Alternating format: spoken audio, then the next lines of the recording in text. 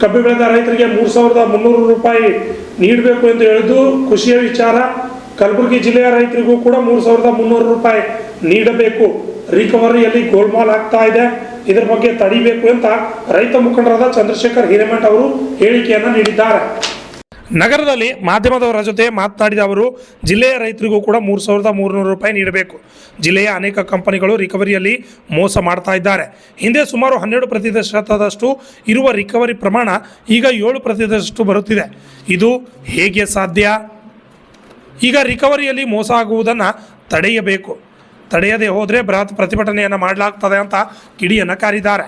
Bureau report, RJ32 Kannada news, Kalaburagi.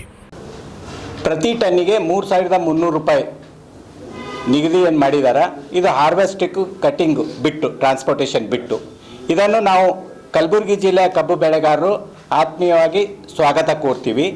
ನಮಗೂ ಕೂಡ 3,300 ರೂಪಾಯಿ ಸಿಗಬೇಕು ಅನ್ನೋದು ನಮ್ಮ ಬೇಡಿಕೆ. ಇವತ್ತು ಇಲ್ಲಿ ಹಳೆಯ ಪತ್ರಕರ್ತರು ನಮ್ಮ ಬಸವರಾಜ್ ಅಂತವ್ರಿಗೆ ಗೊತ್ತಿದೆ. ಯಾಕಂತಂದ್ರೆ ನಾನು ಫಸ್ಟ್ ಹೋರಾಟ ಪ್ರಾರಂಭ ಮಾಡಿದೆ ಆಳಂದ್ ಶುಗರ್ ಫ್ಯಾಕ್ಟ್ರಿ. ಆವಾಗ ಕೋಆಪರೇಟಿವ್ ಇತ್ತು. ಕೋಆಪರೇಟಿವ್ ಇದ್ದಾಗ ನಾನೇನು ಕಬ್ಬು ಸರಬರಾಜು ಮಾಡ್ತಿದ್ವಿ, ಆವತ್ತು ರಿಕವರಿ 12.5% 13% ಬರ್ತಾಯಿತ್ತು. ಆವಾಗ ಇಡೀ ಕಲಬುರಗಿ ಜಿಲ್ಲೆಯಲ್ಲಿ ಒಂದೇ ಒಂದು ಶುಗರ್ ಫ್ಯಾಕ್ಟ್ರಿ ಇತ್ತು, ಆಳಂದ್ ಕೋಆಪರೇಟಿವ್ ಶುಗರ್ ಫ್ಯಾಕ್ಟ್ರಿ. ಅದು ಪ್ರಾಮಾಣಿಕ ರಿಕವರಿ ಇತ್ತು, 12.5-13% ಬಂತು.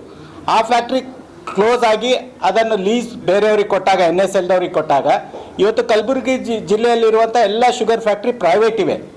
NSLದಿದೆ, ರೇಣುಕಾದಿದೆ, KPRದಿದೆ, ಉಗರ್ ಶುಗರ್ಸ್ ಇದೆ. ಎಲ್ಲ ಇವರೆಲ್ಲ ಲಾಬಿ ಮಾಡಿ ರೈತರಿಗೆ ಹೆಂಗೆ ಎಕ್ಸ್ಪ್ಲಾಯ್ಟ್ ಮಾಡ್ತಾ ಇದ್ದಾರೆ ಅಂತಂದ್ರೆ, ಕಳೆದ 2 ವರ್ಷದಿಂದ ರಿಕವರಿ ಏನು ಕೊಡ್ತಾ ಇದ್ದಾರೆ ಅಂದರೆ 7%, 7.5%.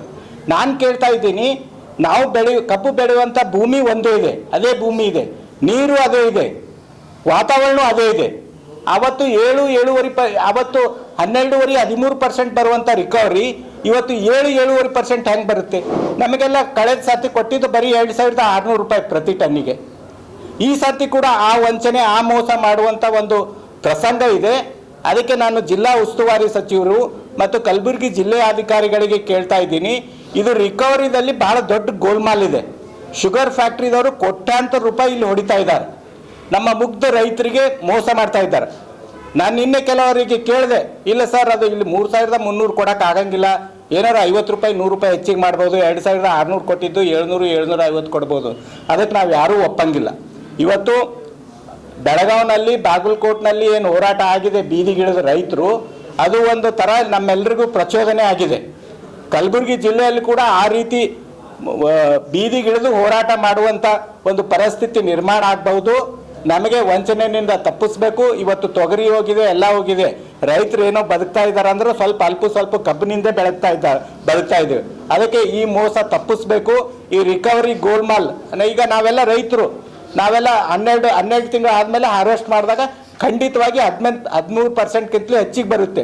ಇದರಲ್ಲಿ ಟೆಕ್ನಿಕಲಿ ಏನಿದೆ, ವೆಟ್ ಏರಿಯಾನಲ್ಲಿ ಮಂಡ್ಯ, ಮೈಸೂರು ಆ ಕಡೆ ನಿರಂತರವಾಗಿ ಕೆನಲ್ನಿಂದ ನೀರು ಬಿಡೋದ್ರಿಂದ ರಿಕವರಿ ಕಡಿಮೆ ಬರ್ತದೆ.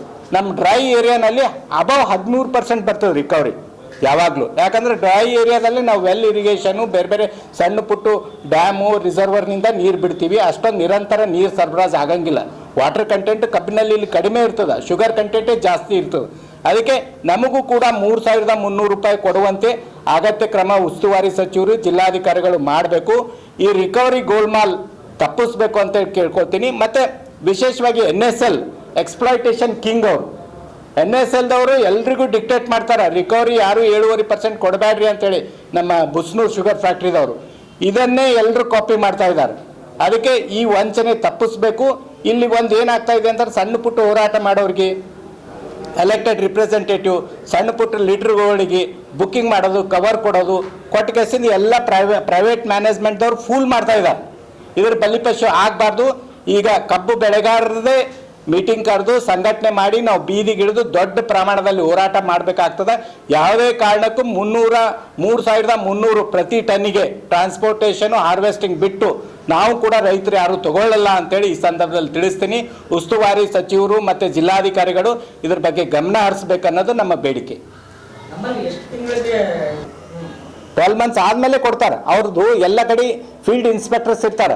ನಮ್ಮ ಜಮೀನುಗಳಿಗೆ ಅವ್ರ ಫ್ಯಾಕ್ಟ್ರಿ ಫೀಲ್ಡ್ ಇನ್ಸ್ಪೆಕ್ಟರ್ಸ್ ಬಂದು ರೆಕಾರ್ಡ್ ಮಾಡ್ಕೊಂಡು ರಿಪೋರ್ಟ್ ಮಾಡ್ಕೊಂಡು ನಮ್ಮ ಸಿಗ್ನೇಚರ್ ತೊಗೊಂಡು ಹೋಗ್ತಾರೆ, ನೀವು ಯಾವತ್ತು ಕಬ್ಬು ನಾಟಿ ಮಾಡಿದ್ರಿ ಅಂತೇಳಿ.